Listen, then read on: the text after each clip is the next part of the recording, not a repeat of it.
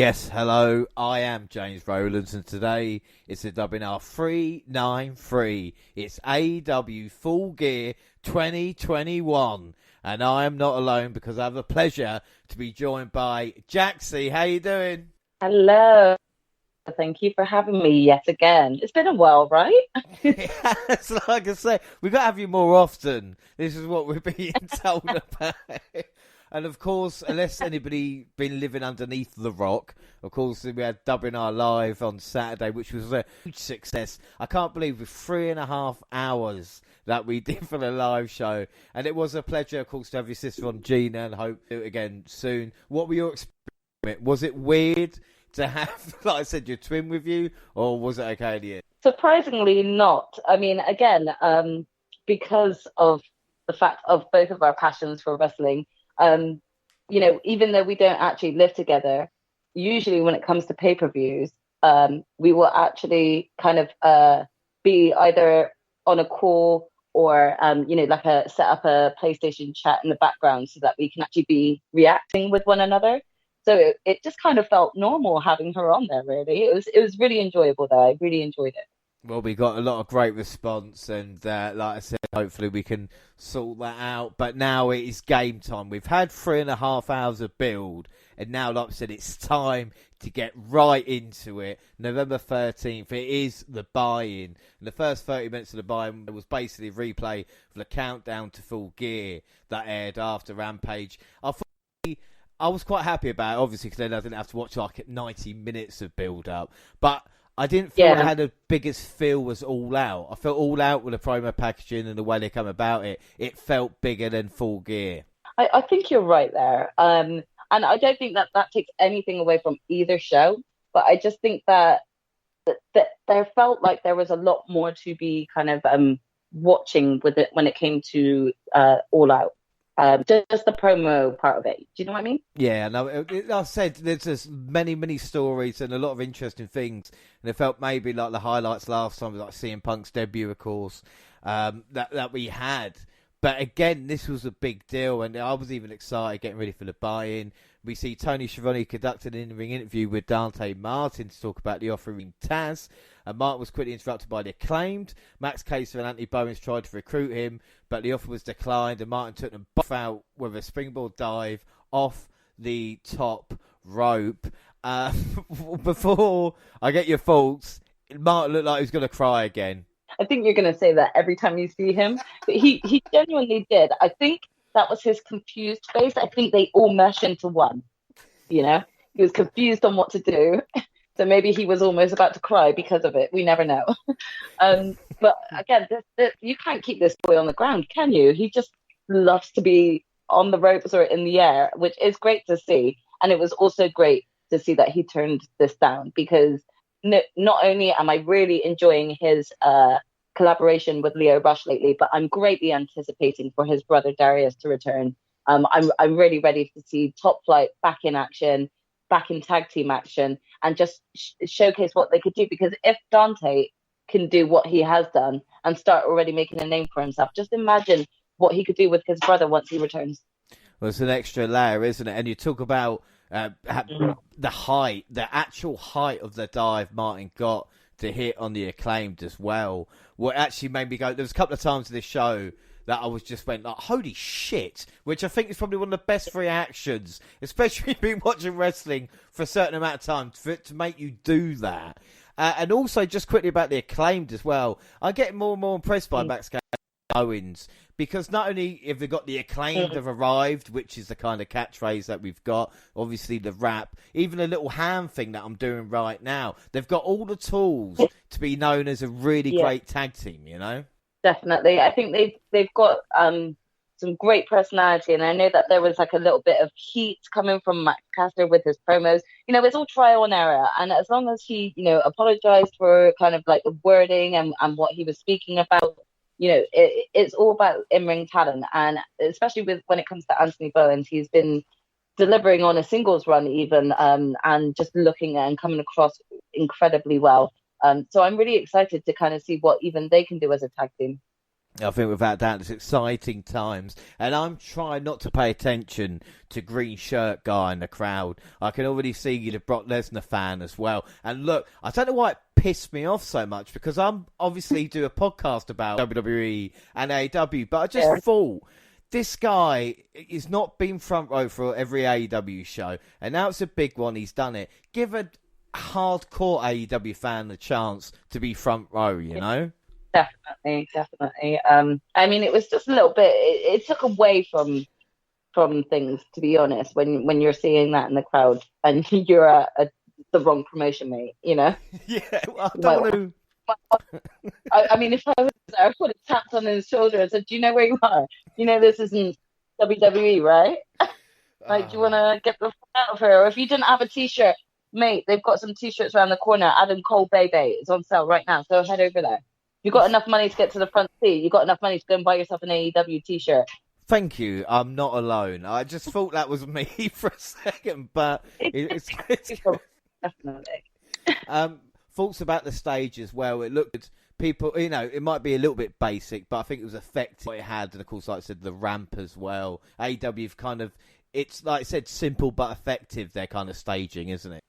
I agree, definitely. I mean, you know, this isn't something that AEW stick to. If you want to compare it to the likes of Double or Nothing, then, you know, they went all out when it came to the different type of decorations that they had. They had loads of sort of props that could then be used in certain matches. So each show is different, and I really liked the simplicity of Full Gear, especially due to the fact that of, you know, a lot of heavy hitting stories were going to be hopefully kind of reaching its climax during that night. So you didn't really want too much to be taken away from the actual product that we were seeing in the ring. Yeah, like I said, I think that's an excellent point as well. We move on to the buy-in match, which is Kurushida and Thunder Rosa versus Jamie Hayter and Nyla Rose. Hayter got the tag and helped the team gain control. They kept the upper hand for several minutes as they put Shida through the ringer. We saw Serena Deeb shown sitting at ringside when Shida was being dominated. That story's not over yet. Rosa and Rose both tagged at the same time and started brawling. Rose was able to control the pace until Hayter broke up the pin. Rose and Shida climbed to the top and took out their opponent's crossbody blocks. Deeb and Shida came face to face, but Vicky Guerrero took out Shida with a kendo stick while the ref was distracted. And after a few close calls, Shida and Rosa scored the win and celebrated on the ramp as their opponents. And Deeb looked on with disappointment in their faces. What were your thoughts on this? I mean, I think what this did was really just kind of make me want to see more coming from this feud, this ongoing feud with Shida and Serena Deeb. I personally, I would have had this on the main match card, and I would have had something else on the pre-show. But I mean, that is all down to opinion, I suppose. I think about that. I think Rosa got a proper reaction from the crowd. Like, she is a star. Don't get me wrong, Shida had her moments, and Rosa needed to take the camera out during the match. So. The ultimate dream tag team for me, in my opinion. I mean, Shida obviously hands down is my number one girl. I absolutely love watching her. She's amazing. She's got personality. She can really win over the crowd. But Thunder Rosa brings that fire, you know, that brings that rebelness that just kind of complements Shida's way of wrestling. So yeah, seeing them team together was really, really enjoyable. And I'll tell you something we mentioned as well on AEW Prelude about Rosa. Again, matching colours, the red and the yellow there, which I really liked. Like I said, really fun match. Yeah. What are we going to score that out of 5? I'm going to give that a 3.5. Yeah, I thought it was really, really good. 3 3/4 out of 5, like I said. And what I liked about it as well, we've got given a little bit more time than maybe people are used to on a kind of kick-off show, which I think helped the match as well. It really helped to kind of showcase each woman individually as well, I think. And this is what we mean when it comes to timing wise. Sometimes you need that time, especially even in a tag team match, to be able to actually give an equal amount of time for all 4 women to be able to show the audience what you can do. I think without prediction-wise, we all gave our predictions on a live show. So anybody actually hasn't listened to and listened to this one instead, then we're just going to be quiet for a second so you can go back, listen to the live show, and then come back. There you go. Now you've done that. That's fine. So we gave prediction, like we said. We had Gina, Jaxie, Monty, and of course myself, and we all went for the faces to begin with, of course, Shida and Rosa. So we all get a point to start off. And poll-wise, the faces got 75% of the vote there. So pretty across the board there. We see Tony Schiavone interviewing Orange Cassidy and Best Friends. A match with Butcher and Blade set for Dynamite. Yay! Do AEW know what they're doing with Orange Cassidy at this moment? I feel like he's in quite a stagnant position, you know?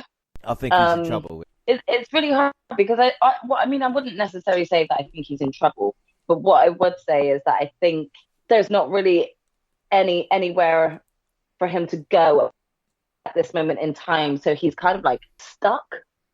That's the best way to say it. The thing is like with his feud with Jericho, it's like, oh, he's your main event player, and at the moment he's that's entertaining, but he's turning more into kind of upper mid-carder. And I think in AEW, we've not seen a lot of that. Like I said, there's a lot of talent, but we haven't really got, oh, there's a mid-carder, there's a main event, apart from maybe Sean Spears.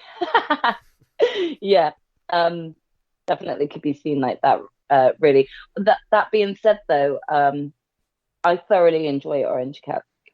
I just don't know in terms of progression right now, which route for him to be taking, like whether or not he should look at the TNT title, whether or not he should potentially consider teaming up with either Wheeler Yuta or Chuck Taylor whilst Trent is out and possibly going after the tag team titles.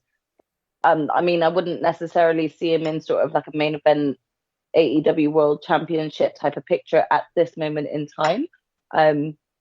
It's a difficult one with OC.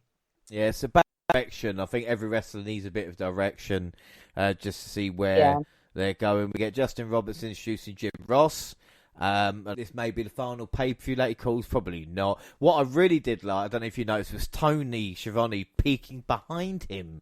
Like, I don't know what Tony was doing, but if you go back and see, as JR comes out, Tony pops his head round like the AEW board and then sticks it back again. Like a proud dad watching. Just see him. Okay, I'm definitely going to go back to that. Well, if we move on to the main card, of course, we get fireworks, which I love. And the first match is Darby Allin versus MJF. There's a lot to talk about in this match. Were you surprised this was first up on the pay-per-view? Yes. I wasn't expecting it to be first. But again, we bring this up every week, but AEW really know how to start off their shows. And what a way to start off this one. Oh, without a doubt. Like I said, during his entrance, MJF forced Justin Roberts to say that MJF can beat Darby with a headlock takeover. Darby's video was him crashing a car with an MJF lookalike. Probably not the best preparation for a match, I would say. But we did get blue and white. So go on. Showing, he was kind of just showing he just committed a crime on the screen. If any policeman was watching that, they could have easily just interrupted the match and be like, "Excuse me, you're under arrest." That should have been the finish. Right. You should have had MJF actually have like Sean Spears or Wardlow call the police during the match, and then actually have it be MJF's like reason behind the police seeing that, and then them coming to get him. That would have been so like Stone Cold Steve Austin Vince era. That would have been hilarious. Yeah, with that halfway through the show, I'm gonna be the special guest referee. You know, like that's literally the kind of feel to it. And I like Darby. Don't get me wrong, this is cool. And I think this was the first time he had different face paint as well. We had blue and white face paint, so I know he's probably had like Sting-esque before. But we see the match get started with some chain wrestling, proving that Darby can actually wrestle. And this was a great exchange. We see Darby hit a unique stunner on the top turnbuckle, but MJF turned the tide with a wicked backbreaker. And honestly, I think this is going to be the show, much like most AEW ones, there.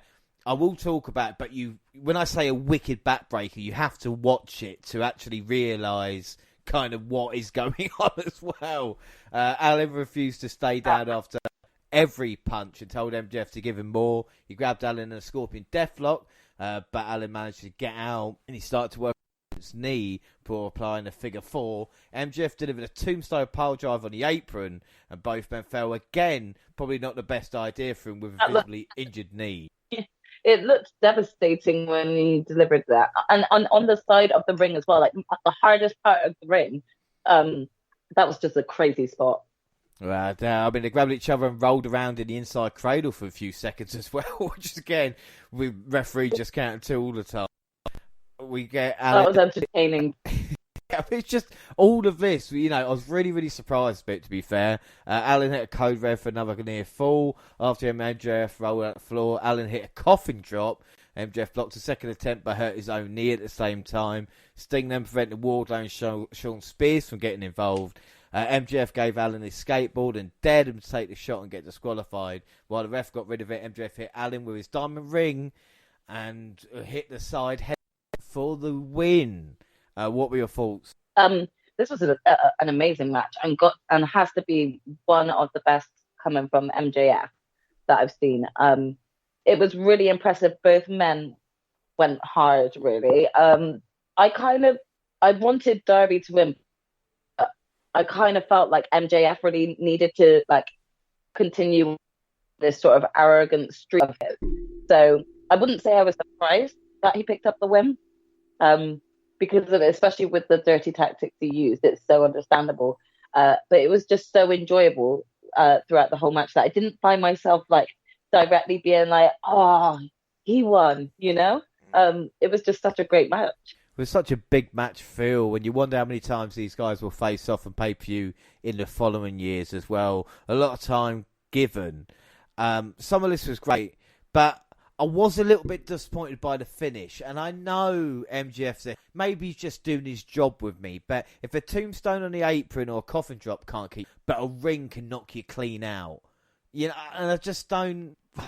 But I mean, to be fair, he has been using that ring to KO people in picking up the win. In the past, it's not something that he does all the time. But he has done it in the past, so the consistency is there. Yeah, and I understand, but I just feel even with that, winning Regal with the brass knuckles was a better move than one ring on a finger. But like I said, he has been doing it. But I just felt with that finish, I was getting into it so much, and then it happened. I was like, oh fuck, I was just a little bit. Don't get me wrong, it was an awesome match, but I was just. For the finish, what are you going to score out of 5? I'm going to give it a 3.5. I thought it was a good opener. It was really fun to watch, and I was quite impressed with both of them. Yeah, I'm going to give it a 4.25. Really great stuff to start the show. Poll-wise, MJF got 54% of the vote, and prediction-wise, in this one, that went Darby Allin. Everybody else gets a point apart from me. Well done, Monty, Gina, and Jaxie. That is no wonder I was annoyed about him, I suppose.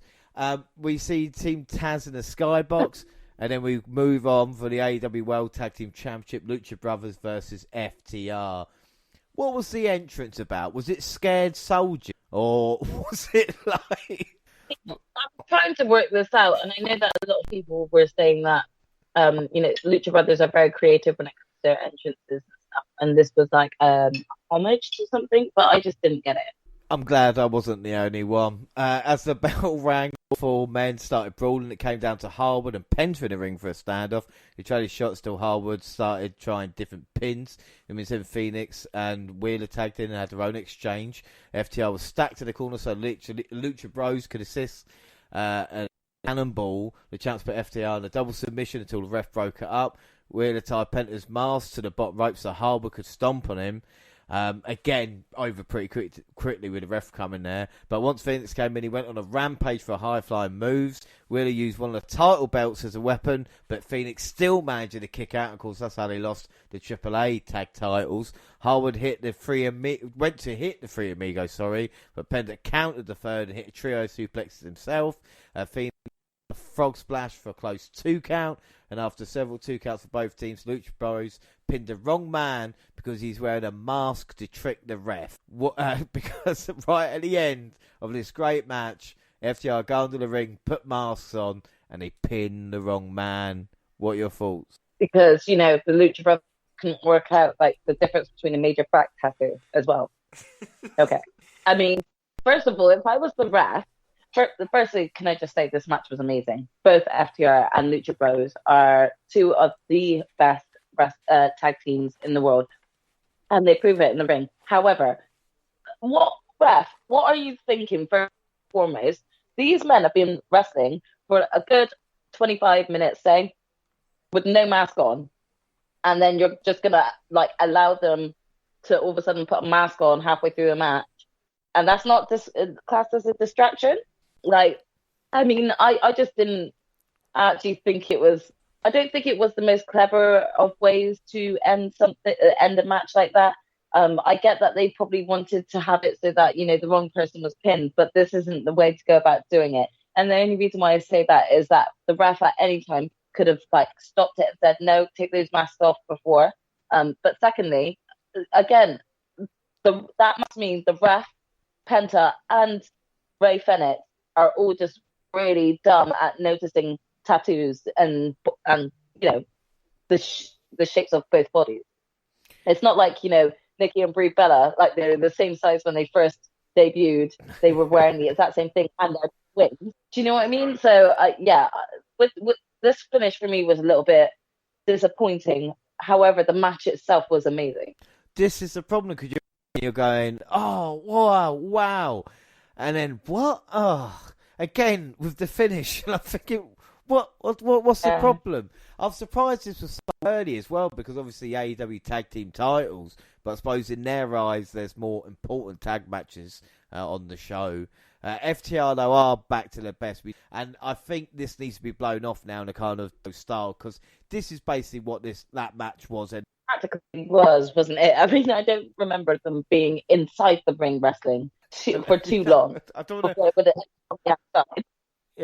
a go at the AEW officiating, but Phoenix surviving the belt shot and the double power driver as well, showing his heart, determination, of course, tribute to Eddie Guerrero in that match as well. Some choice near falls, but like I said, another weird finish. And on a side note, Alex that stood clear of Tully. At one point, I thought he was going to bring. He just left him alone, and I don't blame him. Yeah, probably best. I mean, otherwise he might have ended up with another Popeye. Exactly. He's scared. What would you score that out of 5? I'm going to give it a 3.75. I'm going to give it another 4.25. Again, really, really good stuff. Let down by the finish. Poll-wise, Lucha 86%. Prediction-wise, we all went Lucha Bros, so it's 3-3-3-2. Yes, I am the 2. And then we're world title eliminator Bryan Danielson versus Miro. This was a match I was on to. The big man kept the upper hand for a long time by grounding Danielson while hitting punches and kicks to the body. Danielson shoved him in the ring post and hit a flying knee. American Dragon hit numerous knee strikes to the head and body before he stomped Miro's head in the mat. The Redeemer scooped him up for a powerbomb and he locked Danielson in a deep camel clutch, but his foe reached the rope to force a break. Danielson then put Miro in a label lock, but the Powerhouse escaped and delivered a few elbows to the face. Danielson grabbed him in a triangle until Miro gouged his eyes. Danielson ended up hitting a huge DDT and locking Miro in a guillotine for the win. What were your thoughts? Well, I mean, I think if anyone did watch the live show, I think a lot of people would know that this was my most anticipated match. I absolutely loved it. I thought it was a great match. I thought both men did so well and worked so well together. I can't hide my disappointment at the outcome though, and that's not me bad-mouthing Bryan Danielson. I absolutely love him, and I still think that him being the number one contender, he's going to pull off a great match. However, with the way that I had envisioned things going, with any luck, I was hoping, for the main event to have a change in champion, which would have set up such a great match to have with Miro. I also think that Miro is just such a beast. He's such a tank. And so far, that's how they've been really showcasing him and his work and the way he obliterates these men in the ring. I can't not say that I was disappointed with the outcome. I really do feel like Miro should have won this. Well, just to touch... I was slightly disappointed. Yeah, I mean, I felt that with MJF Derby. The thing about Miro, and it's weird because we see it in WWE with Karrion Kross or Keith Lee, and you can hear Vince going to him, be a monster. Well, how do you want me to be a monster? And he goes, well, Miro, look at Miro, look at how he is. If he was in WWE, even like now the way he is, that is a perfect monster, and there's nothing that you can do against that. 2 defeats in a row now. He has let his guard down. So that'll be interesting to see maybe coming out of that. JR was all over the refereeing in most of the matches, but even in this one, it's like, calm down, JR. Just worry about the match. Well, I mean, look, JR just wanted to make sure that they were doing their job correctly, which they hadn't been doing a very good job at if they allowed, the wrong person to be pinned in the show before, To be fair, and then didn't. You make an excellent point. So I think they're very good. Well, I love this, and even in the match, both men scratching and clawing their way to win, like literally, physically, we see that in that match and what it means. This was great. What are you going to score out of 5? Yeah. I still thought even though I was disappointed with the ending, I still thought it was a great match. So I'm going to give that one a 4.25. Yeah, like I said, unbelievable stuff. Poll-wise, this was pretty split. Danielson with 52% of the vote there. Predictions we have got in this one, like I say, with Miro Danielson. Gina and Jaxie both went Miro. Me and Monty both went Danielson, so it means Monty takes a clear lead at this moment in time, and I'm back on level peg, so it's 3-3-3-4. Well done, Monty, if that is your real name. Yeah. Anyway, on a side note, it sounds like the original plan for highlights of the previous match and a package for the next one, but due to timing, they just kind of quick cuts, and I think that's one of my complaints. Especially in the women's title match later, it's kind of the match finished, you see her, and then bang, straight into the next thing. So timing is a little bit of an issue. And again, in this next match, I'd like to add on that though. I mean, these wrestlers need to stop milking their entrances. Like, just get out there already. Because there are a couple of times where I was like, "All right, come on, get in the ring." Again, that's true. And this is the thing.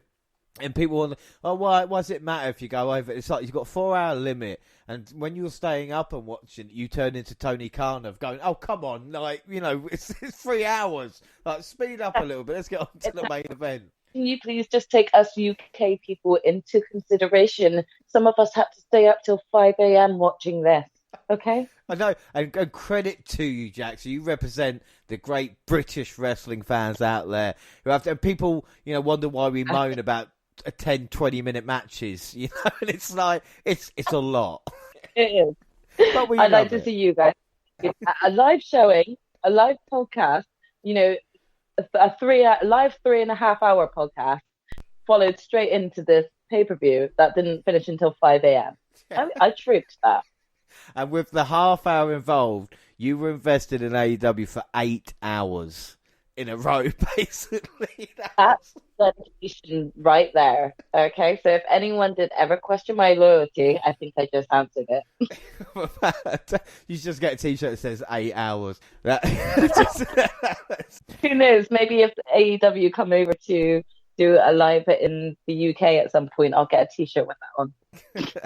Yeah, we can laugh at all the Americans having to stay up, or I don't actually know which way it worked. Then no, they'd probably be earlier for him anyway. Anyway, we'll move on to the next match. Jurassic Express Christian Cage versus the Super Click.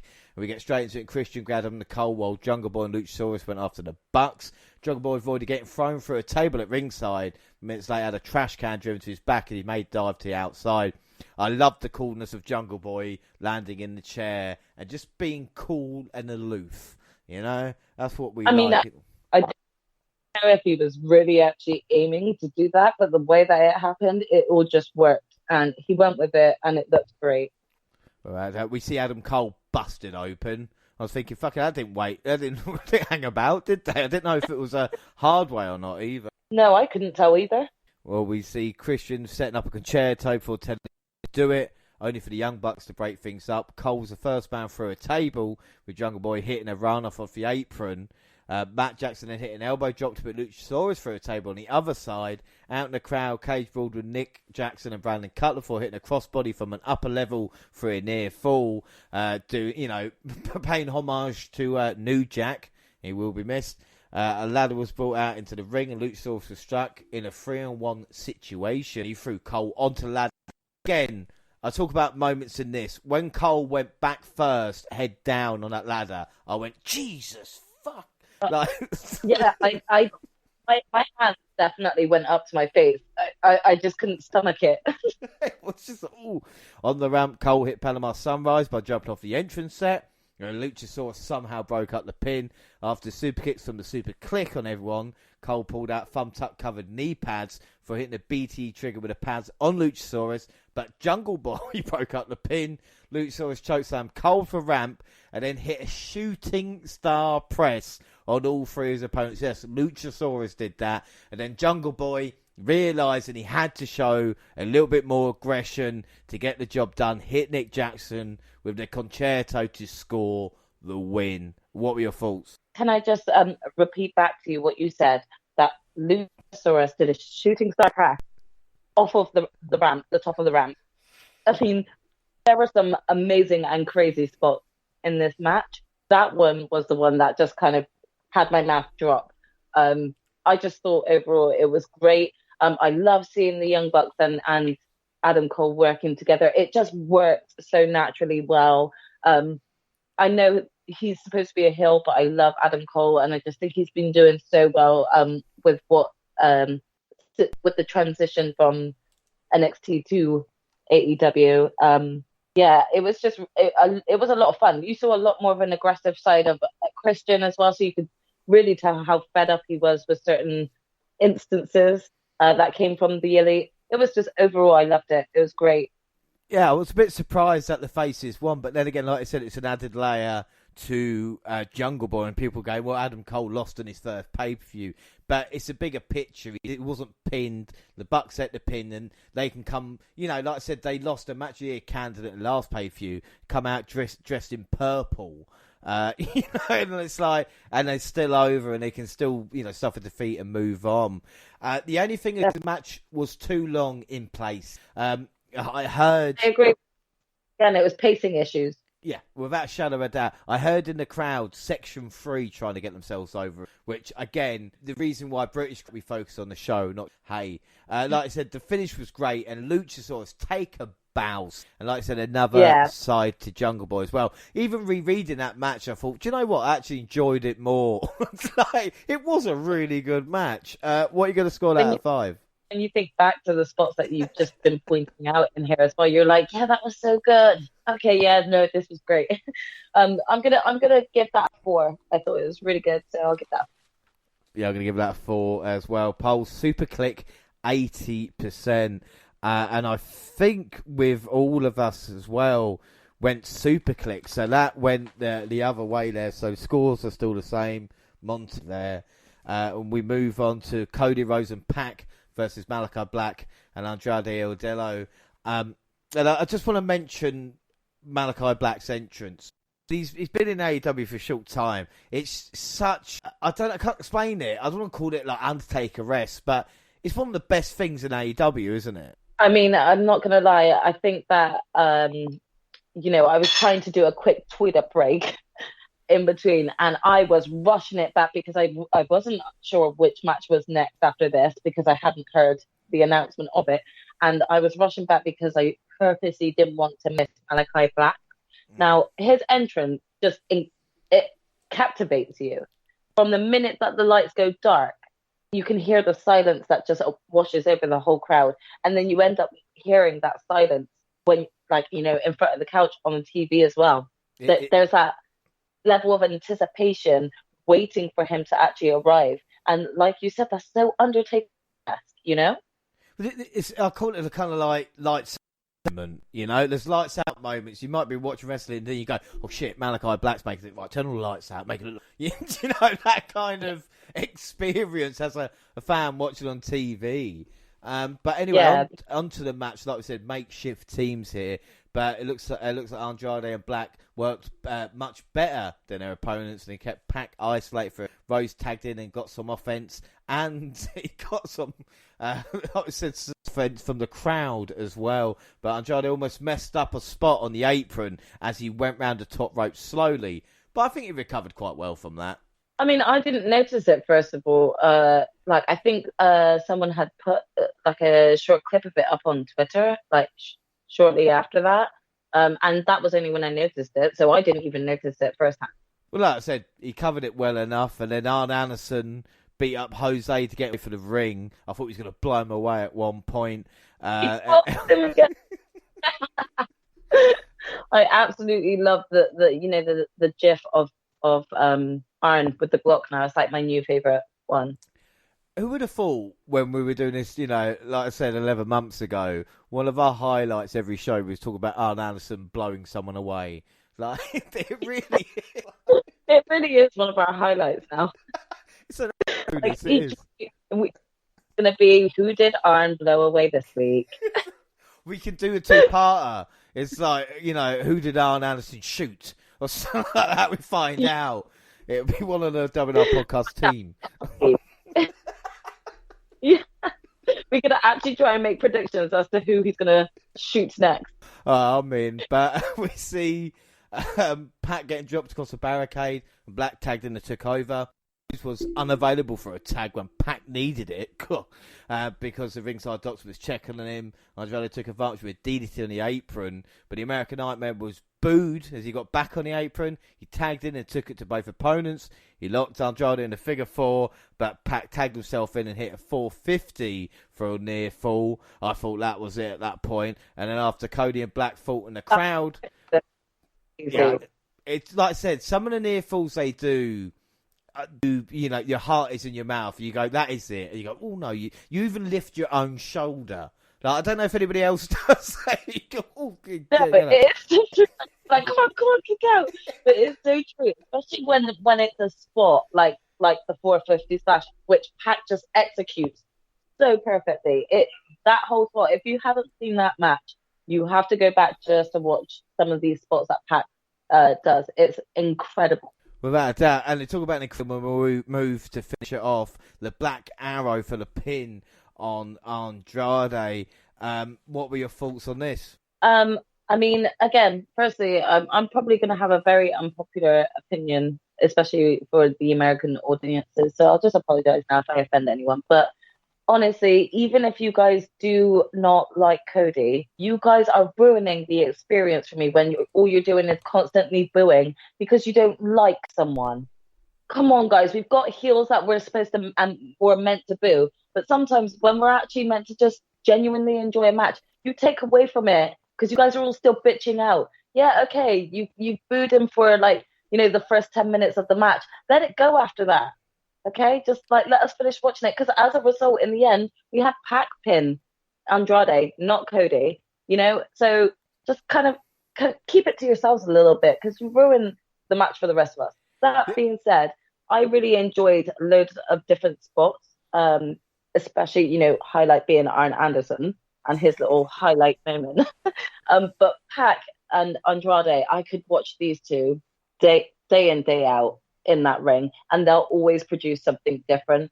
I really enjoyed this whole tag team, but I am so ready to kind of see, Malachi Black not in this type of feud anymore, and leading to other feuds for him. Andrade and Pac, you can keep them feuding for a while, but can we kind of end this typical type of feud that is ongoing between Cody and Malachi Black. Like, Cody needs something new. If he's not going to turn heel, then he needs something new, but so does Malachi Black, and we should be showcasing him a lot more. I was going to say about Cody that there's one solution. If the fans really don't like Cody, something to be done about it, then the thing to silence. No reaction, so much worse. If the WWE fans had realised with John Cena and just kept quiet, then they wouldn't have had him around for that amount of time. It's the same with Cody. They think the Cork booing, just don't react. And they'll be like, oh shit, something needs to be done here. Yeah, that would actually work even better. And then, those of us that aren't lucky enough to be watching it live, so we can enjoy what it is for itself, which is a match, rather than just hearing so many boos. It was just really excessive. And I've heard the boos before, but this was just kind of on another level. And for a pay-per-view event, all you were doing was ruining it. Well, it felt very WWE, and again, I don't want to blame just green shirt guy and a Brock Lesnar fan, but it's kind of, even with what was going on and Black and Andrade losing their first match on pay-per-view, with the talent in the match as well, I think it should have been better. Would you have preferred like a fatal four-way rather than a tag team match? Yeah, I would have definitely preferred that. I definitely think that would have given all four men different sort of like room to shine. I also just think it was just like a very random pairing like both of them with each other. It would have just worked better if they just put it as a fatal four-way. Yeah, I think so too. Out of 5, what are you going to score it? Well, just because I'm going to actually blame this more on the fact of the excessive booing, but I'm going to give it a 3.75. Yeah, same. I'm going to give it. It would have been, if the boos weren't there. Well, no, I'm going to give it 3 3/4 as well. I completely agree with you. It feels it kind of, like I said, down a little bit. Poll-wise, Hills was 78%. Predictions, Monty, you on fire, son. He was the only one that went Cody and Pac. So he takes a 5-3-3-3 lead. But I'm quite impressed he's on our show. Not all 3 UK people didn't vote for Pac. Pac, I'm so... Our great British export. And Monty, the American, was the one who voted for Pac. I mean, 1,000 pardons, Pac. We love you. We do. We really do. We move on, though, and up next it is the AEW Women's title on the line. It is a champion Britt Baker versus Tay Conte. And we see the guitarist from Fozzy playing Britt Baker to the ring for AEW Women's title match. Amongst tender Tay Conte. Rebel and Hate were at Baker's side for this bout as well. Baker started quickly with roll-up just to get Conte's attention, but Conte managed to avoid the lockjaw, and Baker avoided a DDT. I do love that move because it just makes commentators sounds a bit silly as well. Conte hit a release German suplex for 2. The champ blocked another suplex, hit a stomp. Rebel gave her the glove for the lockjaw, but Conte hit a cutter for a 2 count. Baker spiked her a pile drive on the apron, but when she went for a submission, Conte got to the rope. She grabbed DMD for the Tay KO to get another close 2 count. She avoided lockjaw, but seemed a little out of it as she climbed up the ropes. She took out Rebel and Hate with a moonsault from the top to the floor and dropped Baker with a swinging slam. And it looked like it might go away, but after a little bit of a struggle, Baker was able to score the win by rolling Conte into a pin. What were your thoughts on this? Here's my first question. Anna Jay, where the hell were you? Seriously, we all know what Britt Baker is like, right? And we all knew that Rebel and Jamie were going to be out there. And yet, even when they were purposely getting themselves involved, shocked yet the ref couldn't see it, where was Anna? Where was she to come and save her friend? AEW baby faces are idiots. You got to remember. No, it honestly baffled me, though. She definitely was in the back, obviously. So where the hell were you, girl? You literally left your girl out there in the ring. So I don't know what happened there. That being said, I think that Ty did really well. I think she came across so strong. It was really nice to actually see a little bit of her, even if you watch the promo as well, It was just really nice to see like at different elements of her martial arts coming in, and helping her with countering certain moves. But again, this roll up sort of pin that happened. This was the only female match that you had on this match card, and you actually had it in like that. Just pissed me off again. This is the thing, and they just shoot themselves in the foot. Like I said, Tay's biggest match, and she, like you said, well, but she wasn't a threat. And I don't know if the crowd was quiet in places as well. But if the crowd are quiet, then it's the case of, is it a build-up, or is it the way to look at women's wrestling? I feel like it was mainly like their placement on the match card. I think, after the certain few matches that we had just gone through, to then get to this match, I feel like there was like a dip in energy just with everyone.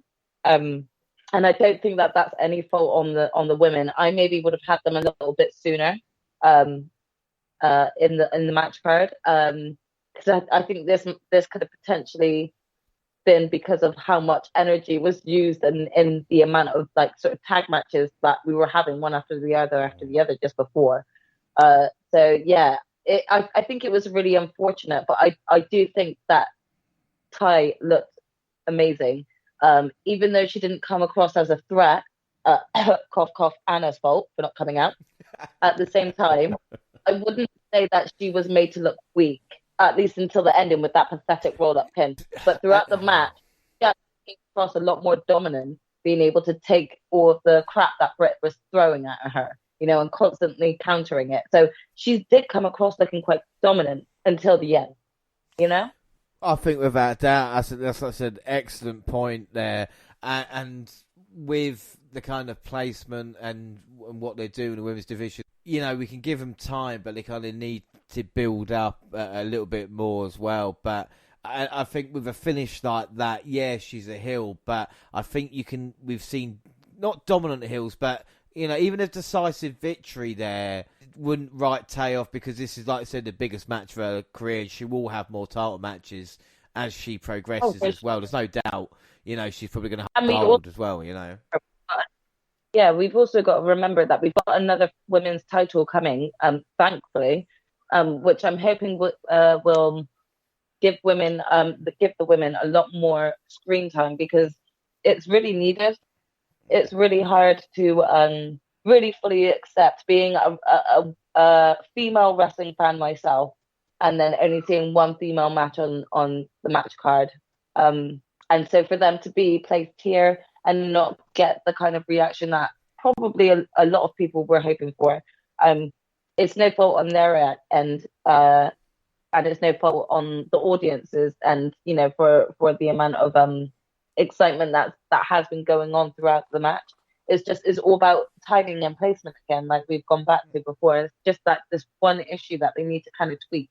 Yeah, I completely agree. And the other thing as well with the time of the match, and yeah, you probably didn't need 20 minutes, but the other, 8 matches got 20 minutes. Why not the women's title, Well, I mean, it rightly so deserves to have that long. So it's just a bit of a disappointment when you see the one female match not get sort of given the same type of treatment. And like you said, as I was saying earlier, when Baker, she picks the title up, goes on the turnbuckle, and it cuts straight into Punk versus Eddie. Now, I'm ready for Punk versus Eddie, but I want to see a bit of, holding the title up and whatever it is. Definitely. I mean, they even could have done a spot with them just continuously beating up Tay, and then Anna make her way out. Or they could have had it so that Anna doesn't make her way out, and Tay realizes, okay, this bitch ain't my friend. Well, I think I know what annoyed you in that match, but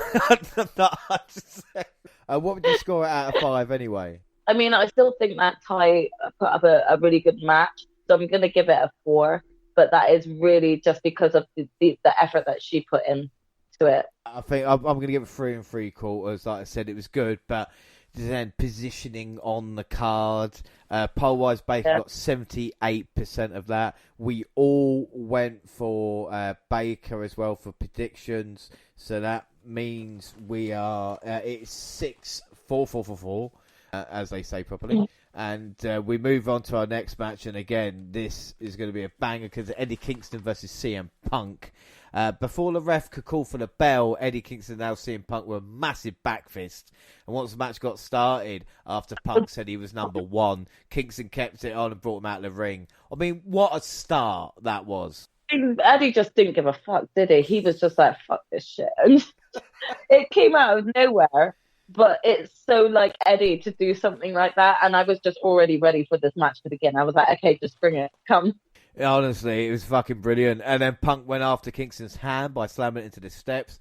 The Mad King shoved him in the ring post, and Punk started bleeding from his head almost immediately. He took down Kingston with a clothesline from the apron after yelling at the members of the crowd who were booing him. He had the upper hand for him, tripped him on the top turnbuckle and loaded him with clubbing blows. Kingston hit a suplex, and after both made it, they started swinging. Punk grabbed him for the GTS but couldn't capitalise on it because he was so worn out. But after one more GTS, he scores the win. Afterwards, Punk offered his hand to Kingston, who just walked away and pushed the cameraman as he departed. Like I said, maybe not as many, audio highlights as the other matches, but this is a must-watch. Agreed. Both these men, it wasn't about anything else but pride at this point. Like, both these two men just went at it, and neither of them wanted to back down. I loved every minute of it. I just felt like it was just raw, and they worked really well together, and it was just ultimately so fun. It was quite a fun match. It was, and even CM Punk's attire, because we've been on CM Punk attire watch, of course. White shorts are the new choice with added blood, which was quite nice. Yeah, I mean, I'm not going to lie. I really would love to have a pair of those CM Punk shorts. They look pretty cool. So, yeah, if they go on sale, I'll probably get myself a pair. Well, anybody wants to buy Jax anything for Christmas?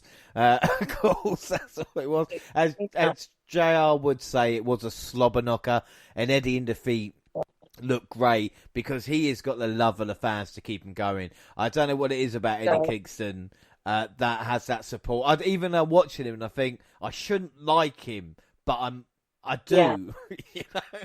Yeah, he's one of those people. I use this word for him a lot, but it's the best way to describe when you're watching from like an outsider's point of view. But he's so unhinged. He's so unpredictable. You honestly don't know what he's going to do next. Like, he reminds me a lot of Naruto. Now, if anyone has watched Naruto, the best word to describe him is unpredictable. And that is a lot of the reason why he defeated a lot of his foes, because he was unreadable and just sporadic. And Eddie Kingston is just exactly the same. I don't think that this loss is going to do anything to sort of like tarnish where he is within AEW or his status. He's just, if anything, he's a lot more off the rails, and wrestlers should probably watch out, because it seems to me like he might just walk backstage and take out the next wrestler he sees, just headbutt him or something, and then he's gone. Well, saying that, the entrances, Eddie just walking out and just straight into the ring, and Punk, yes, it would have annoyed me as a fan in the arena not be able to clobber in time with him and maybe take a picture, but the way he just walked straight in and then it started, like we said, it really, really was a kind of hard hit. And Punk, a little bit of everything since he's come back now. We've seen him kind of hardcore, brawl, technical, little submissions and stuff like that. So it'd be interesting to see where he goes and if the Eddie thing is finished yet. He's definitely had a lot more different sort of challenges about him. I don't think that this is over between Punk and Eddie Kingston. I do hope that we get to see, something else, some more stuff come from them eventually at some point. I just see Eddie as one of those people that is just going to go around and anyone could say anything to him and he's going to take that personally. So I'm just ready to see what he is going to take personally next. I think without a doubt. Out of 5, what would you score that?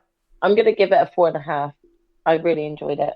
Yeah, damn right. 4.5 for me as well. Really, really good stuff.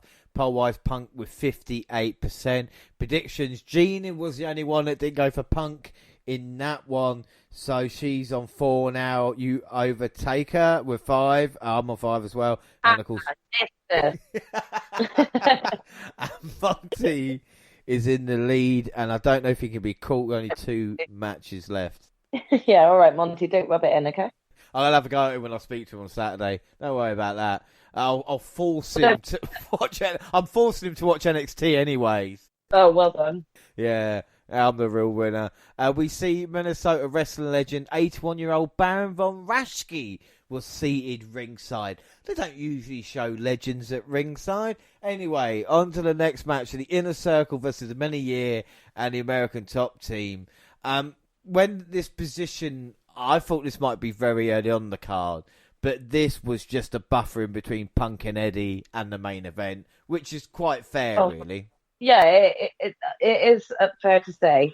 Again, though, I feel like this probably, it's really hard because if it would have either been this or I feel like it would have been Britt versus Ty here, and I think that would have been a really unfortunate position for them to be in, even worse than where they were before, you know? So, like, it's really hard sometimes being, like, the slot before the main event. Well, as I was saying, that's the kind of slot the women's match has got on Dynamite at this moment in time, so it'll be interesting to see what they do. But anyway, on to the American Top Team versus the Inner Circle. We see Sammy Guevara and Scorpio Sky started for the teams, and for some reason, everyone went to the apron, despite being a street fight. Did you think, hang on a minute, what the fuck are they doing? Well, I thought that they were going to just kind of maybe do things differently, actually take it seriously like an actual street fight. I was hoping to see a bit of the outside. I thought they might, like back in the Attitude Era days when they would go and fight out on the actual street. I thought we might get a glimpse of like maybe them just outside the arena. No. They didn't even leave the entrance.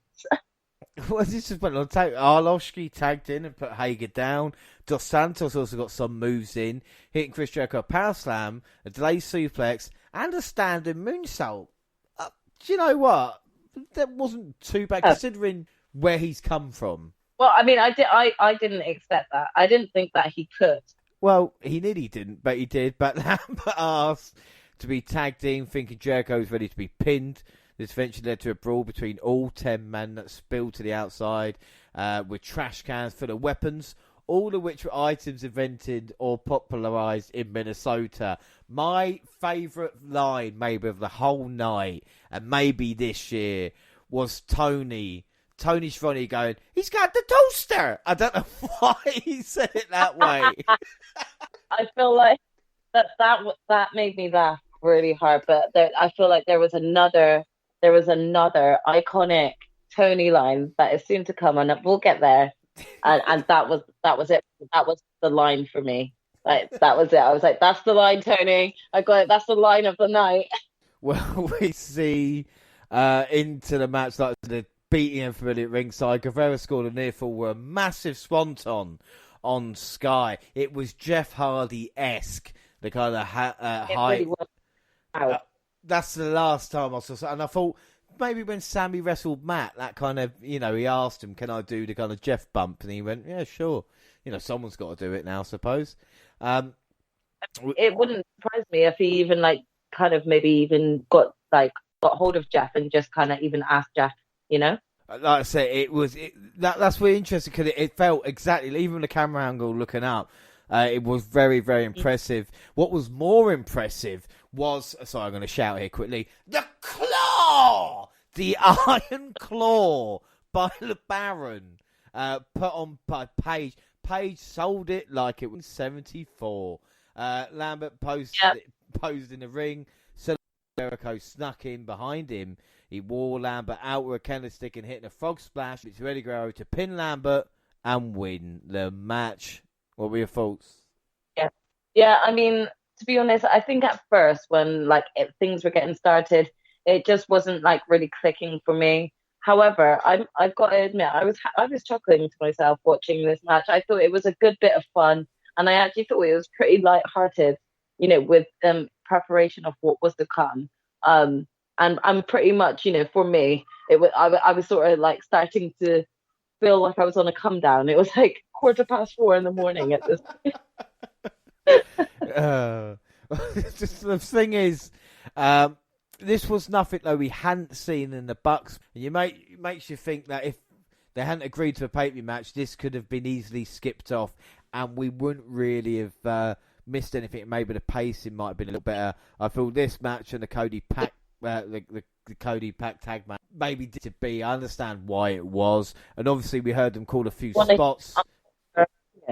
I would have actually put that match, the Inner Circle match, on the pre-show, and I would have put the tag team female match there instead, because we all know that the Shida, Thunder Rosa, Nyla Rose, and Jamie Hayter, wasn't it? Yeah. Jamie Hayter tag team. We all knew it was filler, and that was why it was on the pre-show. But considering what you just rightly said about the Cody and Pac match as well, just purely being filler and probably didn't need to be on the match card, I would have actually swapped it the other way around. So we had 2 female matches on the match card. And then, that could have been the filler match for them. But then, this is just my own personal opinion. You want 2 women's matches on a pay-per-view. How dare you? I mean, come on. I'm daring AEW. You dared it. I dare you. Like I said, it was a bad match. We heard a few spots being called, but obviously as grass. They didn't do too bad. Out of 5, what would you score it? I'll give it a 3.5. Yeah, I'll give it 3.75 out of 5. Not a bad match. In the circle, 75% of the vote. And predictions, we all went for the Inner Circle, so we are penultimate. Gina is on 5, Jack C, you and I are on 6, and Monty 1 with 8. And I think if I look at the last prediction here, I won't ruin it, but I think I know who's won.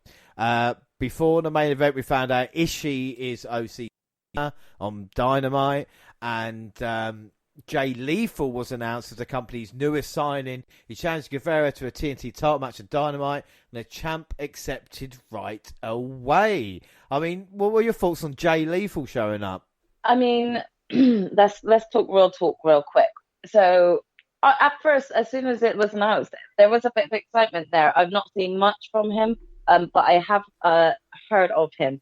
So I was really intrigued to see what he could bring. However, that being said, 24 hours later, when I find out or just kind of be re-educated and be reminded as to Jay Lethal being called out during the Me Too movement, and how Taylor Hendricks is not even getting any work since actually calling him out, I'm a little bit disappointed now. And I don't know what route this is going to take, and I don't know whether or not the people reminding everyone on Twitter about this, I don't know if that's going to cause any effect.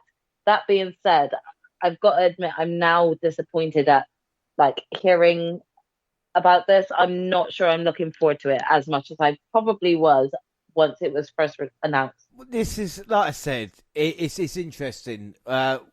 When the WNR, we did a speaking out episode just because the amount of British talent we saw that had been accused and kind of stopped wrestling. And I mean, when you talk about someone like Marty Scurll and people like that, and it's weird because Jay Lethal was on the same tour as Marty Scurll when I managed to meet him.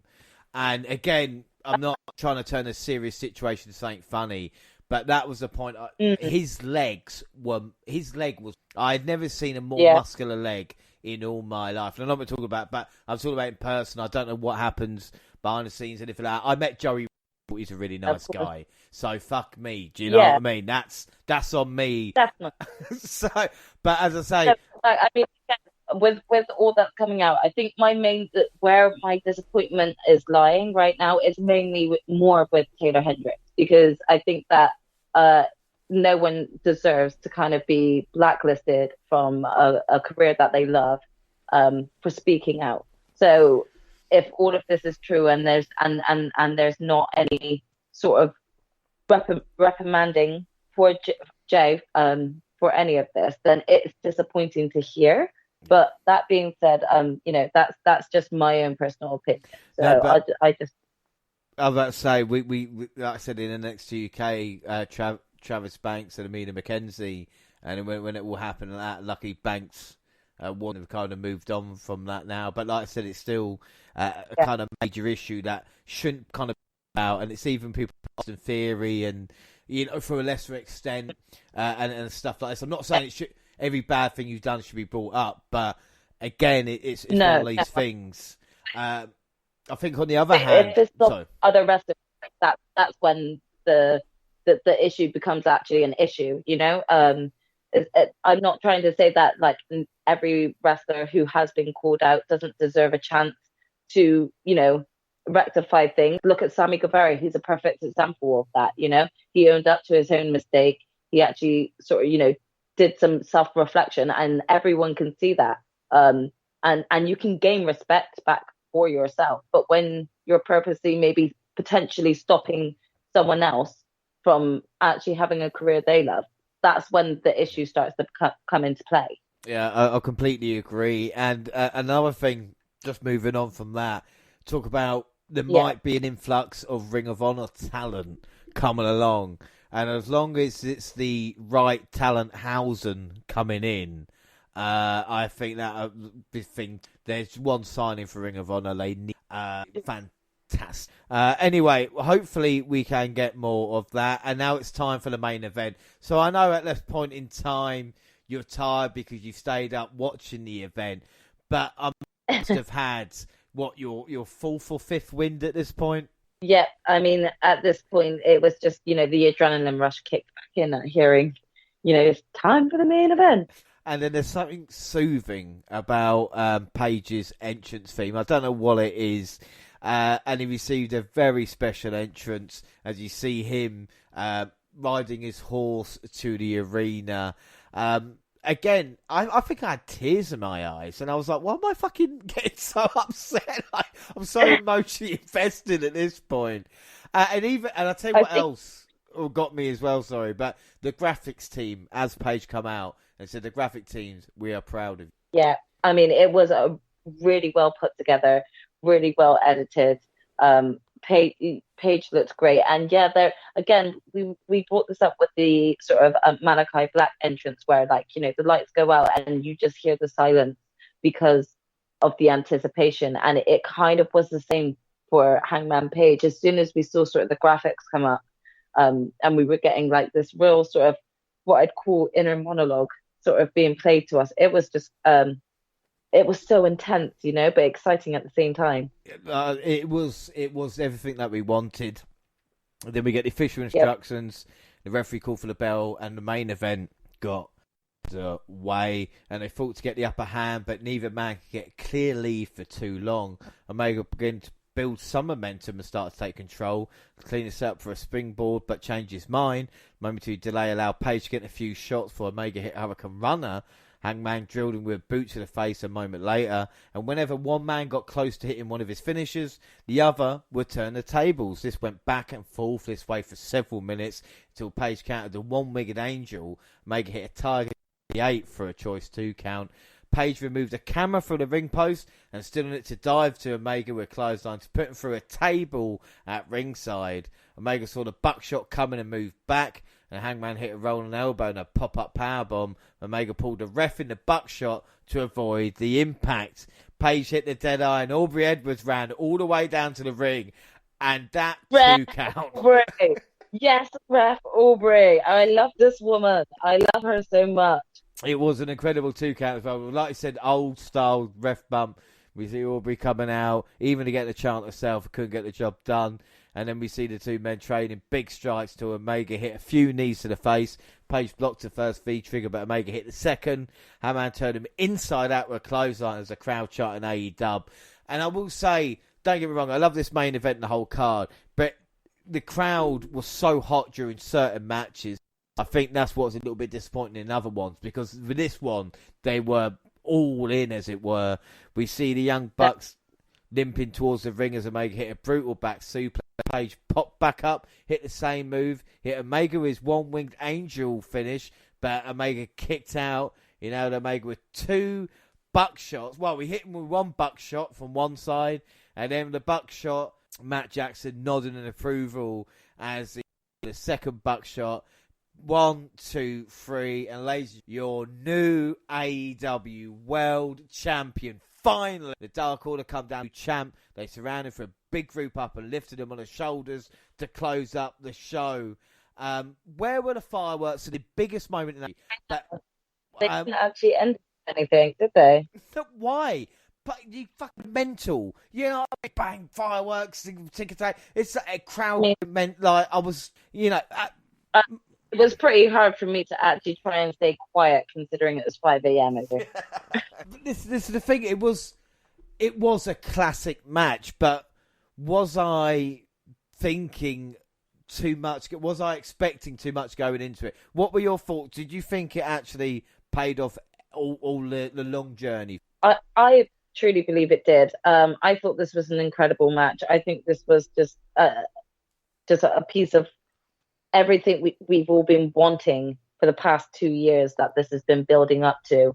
Can we just actually discuss the fact that Hangman Page delivered the one winged angel to Kenny Omega, and Kenny Omega kicked out of it? Only the one winged angel can actually kick out of the one winged angel. That was just an incredible spot for me. You do not know how difficult it was for me to really not wake up the 2-year-old that lives next door to me. It was such an incredible spot. And one that I did not see coming. I did not think that Hangman was going to try and, just use his own move against him. So I really, really enjoyed that position.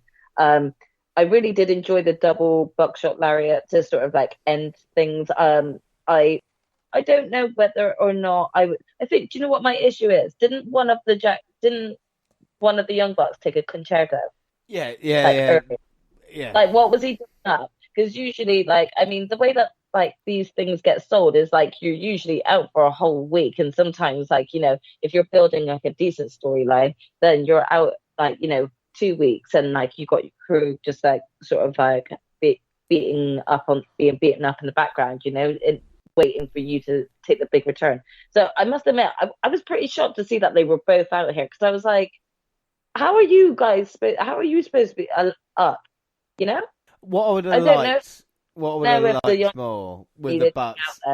Yeah, like I said, I know they were out of it and stuff like this, but to be by the ring, I think it may be better to start walking down the whilst maybe, Page is on the apron, looks back as he thinks they're going to attack, and they go, no, you're all right. And then hits the first one that goes back, hits the second one, so we haven't got the Bucks in shot, and then gets a pin like that. And again... Yeah, that might have come a bit better. I don't know why they were down watching the match for so long before then. Matt walked all the way back around the ring just to give the nod, so it just kind of felt a little bit random. But like I said, I felt like I could watch an hour documentary about Omega and Page's journey, even since day one, because WWE do it all the time for stuff less important. And you think about Page's journey, this is a story that was 3 years in the making, and we could have had, like I said, a 90-minute documentary about, this is when they teamed up, this is when he turned to them, this is when he lost his opportunity, and we would have watched it and had it up. Exactly. It would have been just crazy. They probably could at some point, turn this into some form of wrestling documentary that will eventually end up on their own channel one day, and they would make money from that. So we want this. Everybody in the crowd was behind Page. Everybody at home was behind Page. Even if you're Omega's biggest fan, you want the story to pay off. And for me, I had 2 stories this year. I had Ilya Dragunov and Volta, and I had Page versus Omega. And like I said, both matches were fantastic, but I don't know. I just felt with the Ian Volta match, it kind of gave me more than maybe this did. And maybe I'm expecting more from AEW. I don't know where they're going to maybe go from here, and hopefully Page can have a nice long reign. But it was just kind of they need to put the cherry on top of everything, with AEW. I feel like this is kind of that, the cherry on top of everything, but I feel like there's more that they could play on with certain storylines that have come out of this pay-per-view. I think overall it was everything I sort of expected to come out of a main event, but there were some questionable spots that I was was it necessary to put this in or not? But that being said, I'm not taking anything away from this match. It was incredible.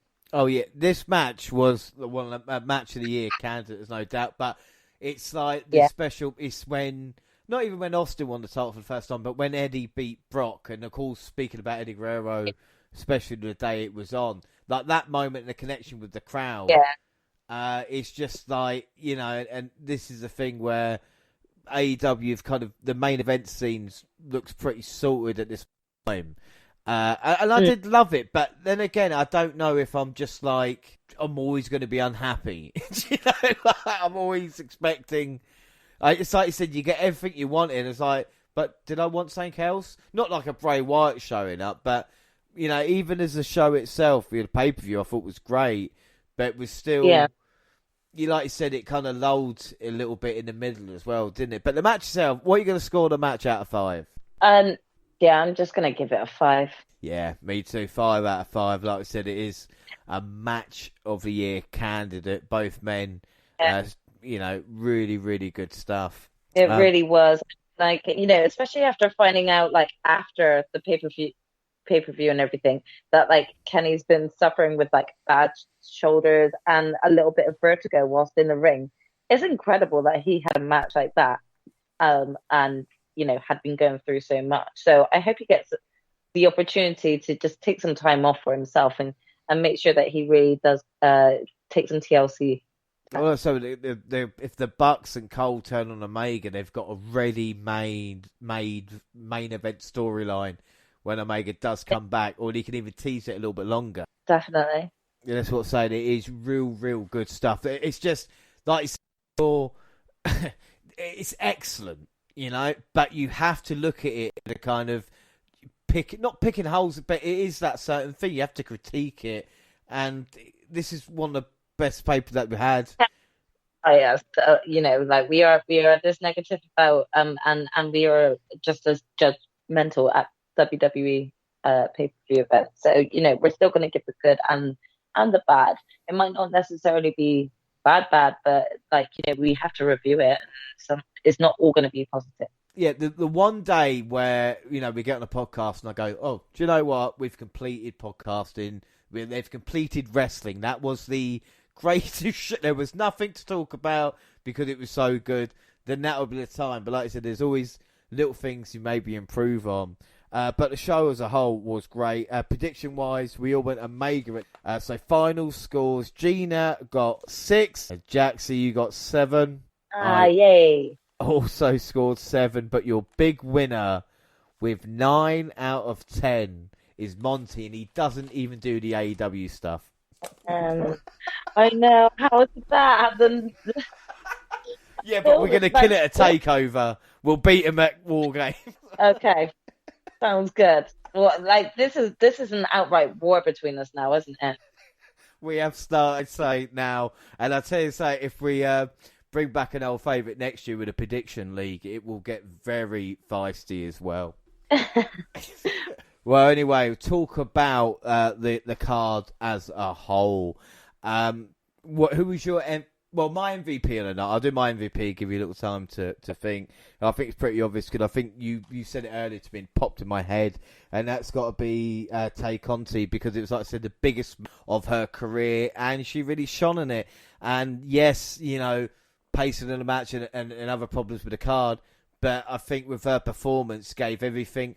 I could argue MJF as well because of how good that opening match was, but I'll stick with Tay. Yeah, I mean, I'm really pleasantly surprised that you said Tay. She was actually going to be my pick, but I actually then thought about MJF, and I'm going to pick MJF for my MVP because I was thoroughly impressed by how much he's improved in the ring. This was the best MJF. Yes, I hate to finish, but this is the best MJF has been in an AEW ring, and if he keeps performing like that, I will start believing the shit that he talks about as well. Yeah.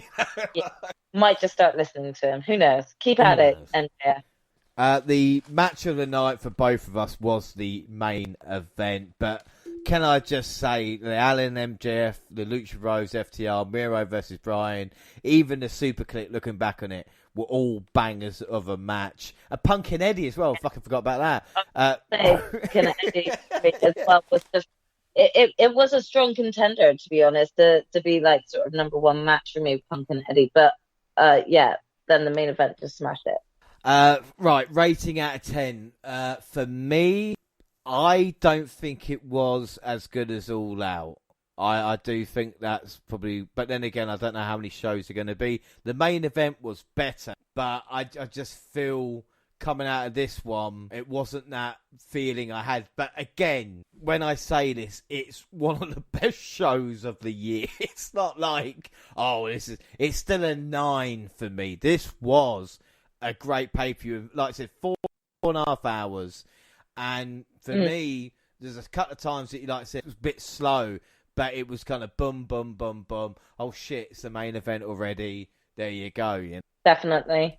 I mean, yeah, like I have to agree. I still think that All Out is probably the best pay-per-view this year. That being said, it had iconic moments like Punk's return and everything like that involved in it. So there was just a lot more investment that was happening there. That being said, this was a really good pay-per-view, perhaps one of the best.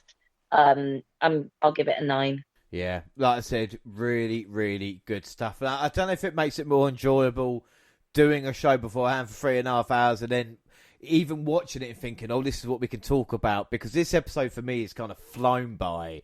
You know, like I said, only 90 minutes, whatever it is, but just the fun of recapping something that I actually enjoyed watching. You know, it's like, for so long.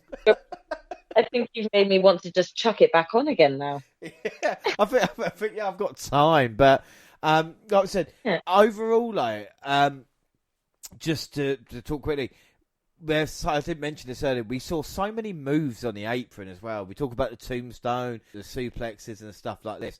So many moves on the apron. I don't know if it's that they're using trying to make more brutal. Yeah, definitely. And you know, again, just got to give Dante Martin a little bit of a shout out there for the high moonsault that he had done. He's definitely giving Montez Ford a run for his money with sort of like the height that he can get on those ropes, right? The thing is, it's quite funny. I can see Martin jumping up in the air one day in the arena, looking over and seeing Ford jumping over another arena, going, "Oh, my ring! All right, mate!" Bouncing up and down. You never know that could happen.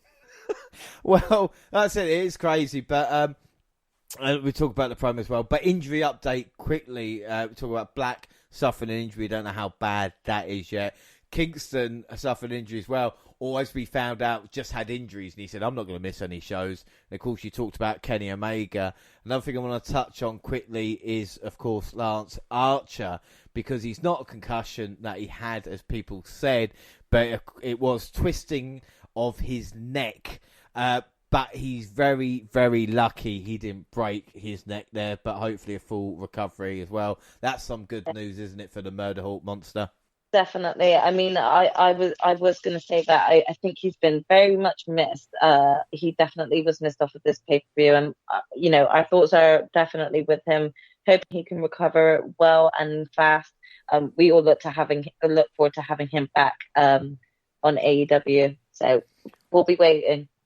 Without doubt. And finally, a press release for some time after BTE goes up, I guess, is Hangman Adam Page sharing his thoughts after being crowned All Elite Wrestling World Champion. Of course, we see him after beating him by sharing 16 orders of baby back ribs from Chili's with the Dark Order, answering 74 congratulatory text messages and 2 asked them to get booked on Dark, and obnoxiously snoring his way through 2 early morning Delta Airline flights home. Hangman Adam Page decided to share his thoughts about intentions as AEW World Champion. He's declaring Wednesday, November 17th as the first National Cowboy Shit Day, with celebration live from his hometown of Virginia this week on Dynamite. He will continue to increase his strength, regular training, add an additional Dynamite static stretcher into his routine as he prepares for Bryan Danielson. And as champion, Hangman Adam Page will welcome all others challengers as AEW see fit, but please God, don't make him fight Wardlow as his big muscle tits again. And after seeing the official and unauthorized the most brilliant display, I don't give a shit about copyright. The good, the bad, the elite series on YouTube, but Hangman Adam Page will use his new leverage as champion to get a guy a job, or release a nice letter and fruit basket with bonus payments that come with winning the title. Page will trade in gas guzzling track for an electric parent woman emissions. And when they see how badass it looks with steer horns mounted on the front, and he would like to send a genuine heartfelt thank you to many of the fans that never gave up on him, even when he gave them every reason to. They helped him accomplish more than he had ever imagined. He also said, if you want to hear his thoughts, he ain't doing any of those podcasts as long as he lives. If you think the Donald Duke YouTube show, whatever, get a clue. He's a champion. He's got so much to do. He's already so. That may be my favourite tweet. Definitely. I mean, to be honest, he's always like going to do his own thing, and I couldn't imagine him to do half of the shit that he was saying. So it kind of fits his personality. It fits his character. And we live in a world where Adam Page is the AEW. It happened after 3 years. It did, and we were here to see it happen. But that is it for today. What a show that was. But don't forget, across all social media, Twitter at the WNR Podcast, I'm at the WNRJR. Where can they find you, Jaxie? Yeah, I'm across Instagram and Twitter at Jaxie Scott. WNR also on Facebook and Instagram, across all the Google platforms. Send us an email at WNRpodcast@gmail.com, and YouTube, the WNR Podcast, with all the latest clips. Podcast got the same time on YouTube to do SoundCloud on your phone, and also Spotify and iTunes, where you can download, subscribe, rate, and review there. So that is it. Our next episode is the winner of the predictions, Monty, and I'm forcing him for NXT update. Our next time with Jaxie will be next week. Again, it comes around so soon because it's Survivor Series. Are you excited for Survivor Series? You want me to answer that honestly? I think that gave the answer away, really. Well, let's see. Let's see how this week goes. On that note, everybody, we'll find out if Jaxie's more excited next week on the WNR Podcast as she was for AEW Full Gear. But until then, I have been James Holmes. Like I said, fantastic Jaxie. Thanks again for joining me on the show. Thank you. I had so much fun. Look forward to doing it again next week. Perfect. And thanks for listening, everybody. And bye.